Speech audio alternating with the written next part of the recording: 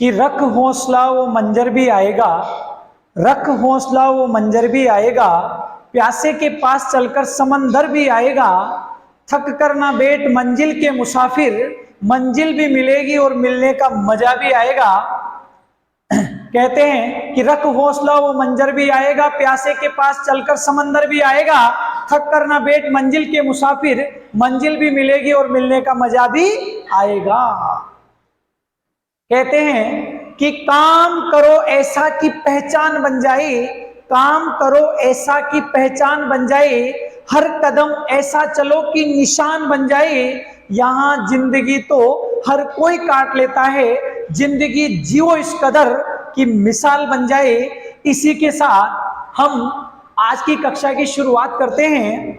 सबसे पहले हम पढ़ेंगे मलिक मोहम्मद जायसी का परिचय।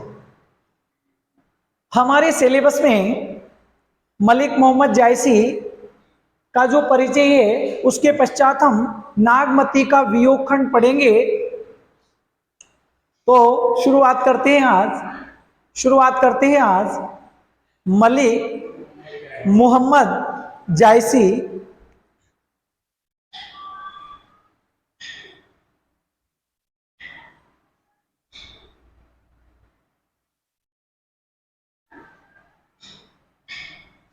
देखिए, बोर्ड के प्रश्न पत्र में एक परिचय अवश्य आता है, और क्या पता कब कौन सा परिचय आई ये जरूरी नहीं है, तो हम सारे परिचयों को भी अच्छे से पढ़ रहे हैं। मलिक मोहम्मद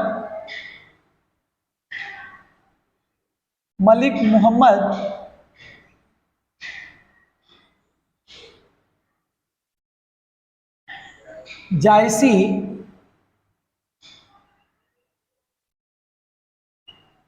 सबसे पहले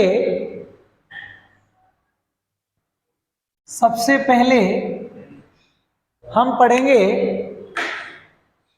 जन्म,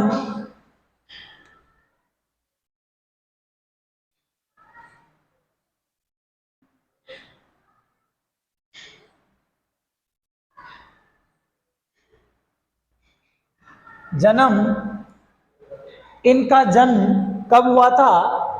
तो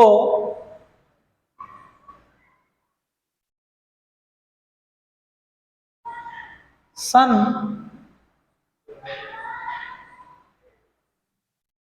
1492 में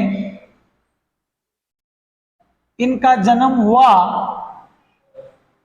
इसके बाद लेंगे जन्म स्थान।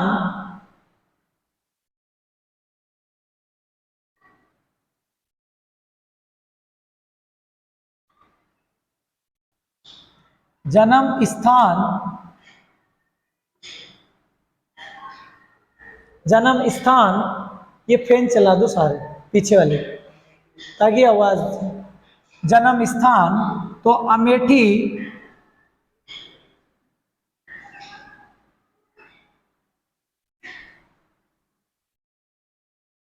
अमेठी,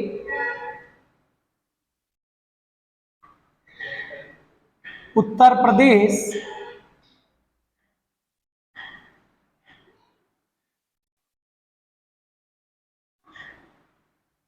जायस नामक गांव में, कौन सा गांव?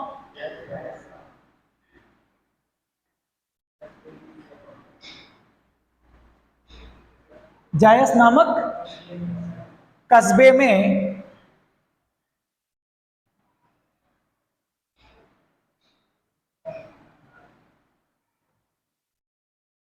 ठीक है, जायस नामक कस्बे में जन्म हमने पढ़ा सन 1492 में। जन्म स्थान अमेठी, उत्तर प्रदेश, जायस नामक कस्बे में, तो उत्तर प्रदेश के जायस नामक कस्बे में। अब हम पढ़ेंगे मृत्यु।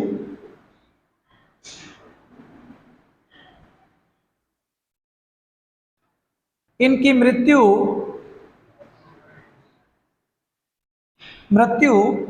सन सन 1542 में हुई। इनकी मृत्यु सन 1542 में हुई। फिर पढ़ेंगे मूल नाम,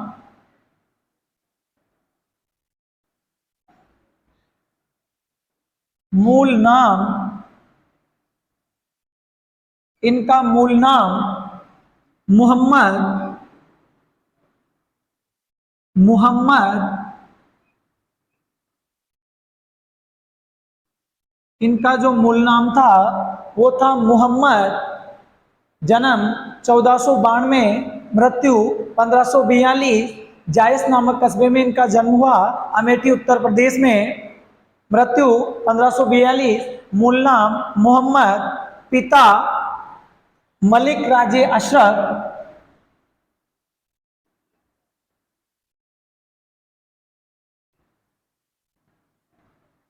पिता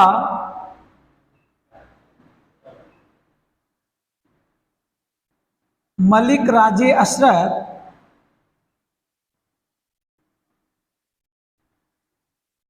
मलिक राजे अशरफ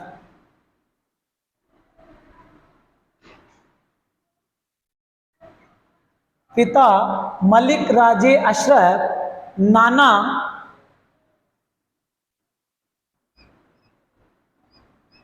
नाना शेख अल हदाद।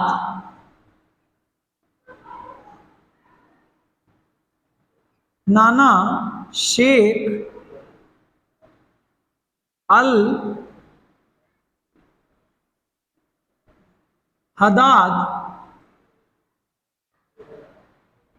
अब हम लिखेंगे गुरु।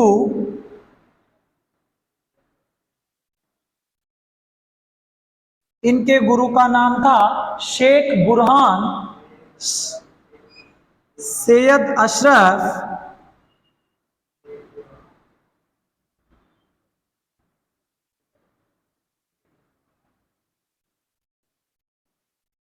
सैयद अशरफ शेख बुरहान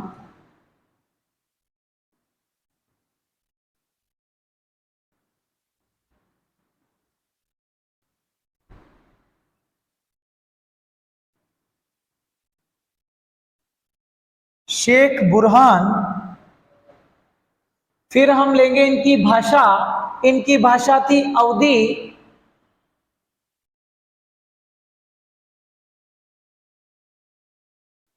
भाषा, तो इनकी भाषा थी अवधी। अवधी। इनका जो छंद है वो है दोहा चौपाई। यहां ले लेंगे छंद।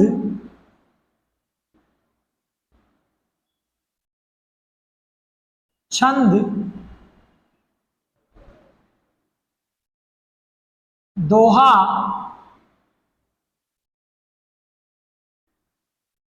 चौपाई। दोहा चौपाई। इसके बाद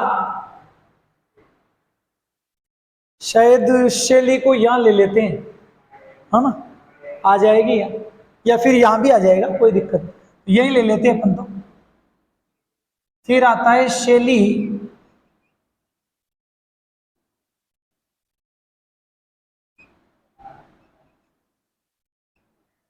इनकी शैली थी आलंकारिक शैली।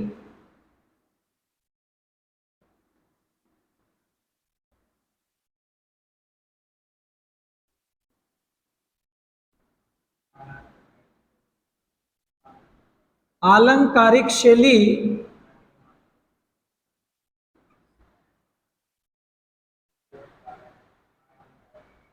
सॉरी आलंकारिक शैली, ठीक है।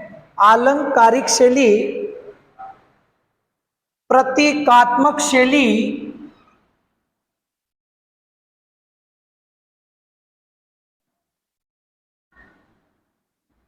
प्रतीकात्मक शैली,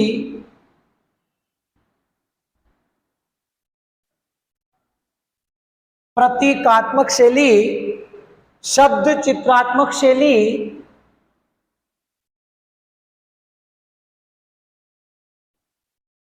शब्द चित्रात्मक शैली,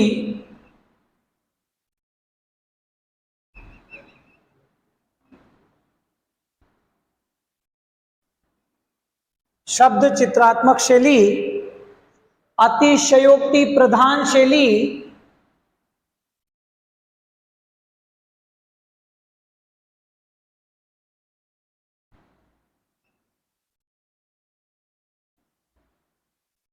अतिशयोक्ति प्रधान शैली,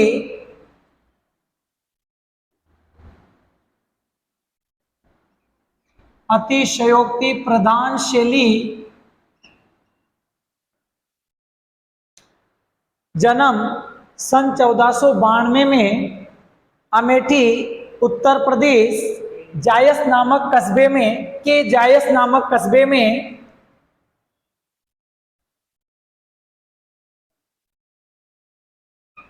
उत्तर प्रदेश के जायस नामक कस्बे में, मृत्यु सन 1542, मूल नाम मोहम्मद, पिता मलिक राजे अशरफ, नाना शेख अल हदाद, गुरु सैयद अशरफ शेख बुरहान, भाषा अवधी, छंद दोहा चौपाई, शैली आलंकारिक शैली, प्रतीकात्मक शैली, शब्द चित्रात्मक शैली, अतिशयोक्ति प्रधान शैली। आप लिखेंगे उपनाम। सबसे पहले आएगा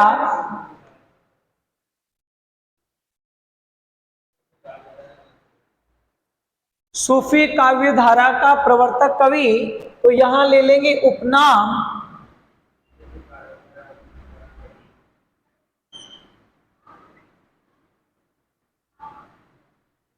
उपनाम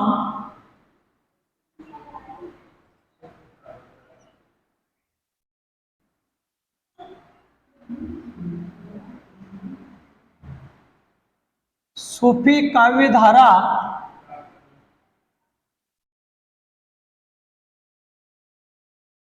का कवि, सूफी काव्य धारा का कवि। दूसरा लेंगे प्रेम मार्गी शाखा,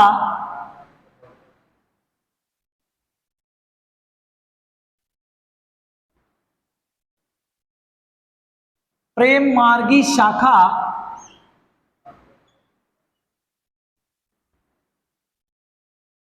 का प्रवर्तक कवि,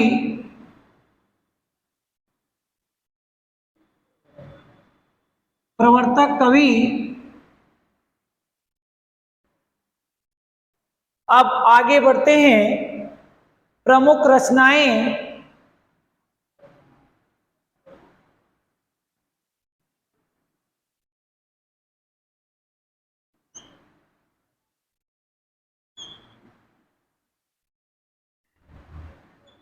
प्रमुख रचनाएं,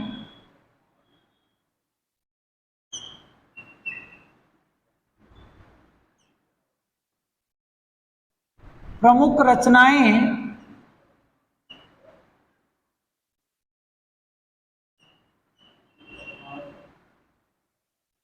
प्रमुख रचनाओं में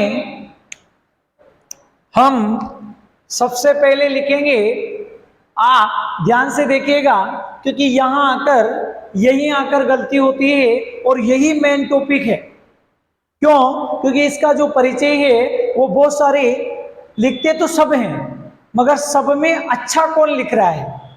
काम तो दुनिया करती है, हर काम करने वाले कर ही रहे हैं, लेकिन उनमें अच्छा कौन कर रहा है, अट्रैक्टिव एकदम। एग्जामिनर को लगे वास्तव में इसने शानदार लिखा है, इसने बेस्ट से बेस्ट लिखा है, वास्तव में इसके लिखने में कुछ ना कुछ है, ऐसा फील होना चाहिए, तभी तो हम सबसे अलग होंगे। तो हम लिखते हैं प्रमुख रचनाओं में सबसे पहले आती है पद्मावत। ध्यान से बोर्ड पे देखिएगा।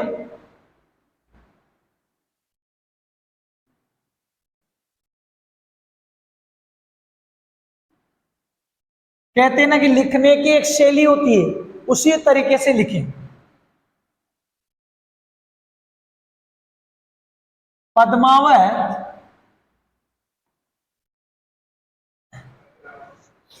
पद्मावत के बाद आती है अखरावत,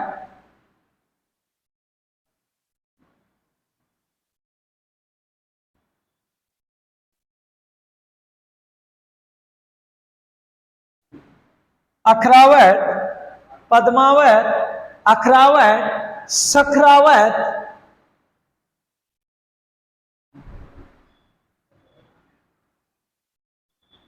सखरावत,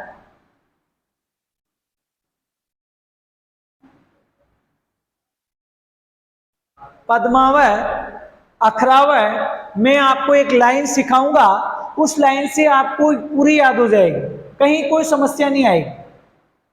पद्मावत, अखरावत, सकरावत, चंपावत,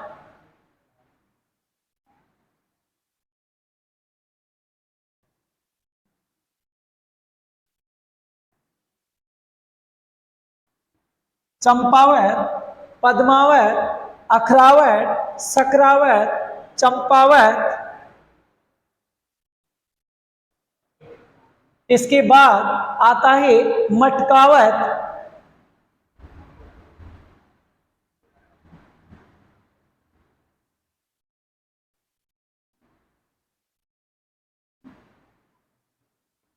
मटकावत। फिर आता है चित्रावत,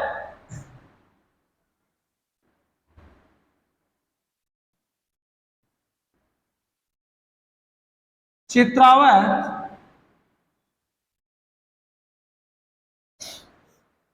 चित्रावत।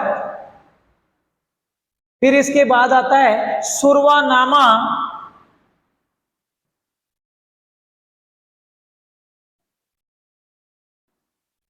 सुरवानामा, सॉरी, सुरवानामा।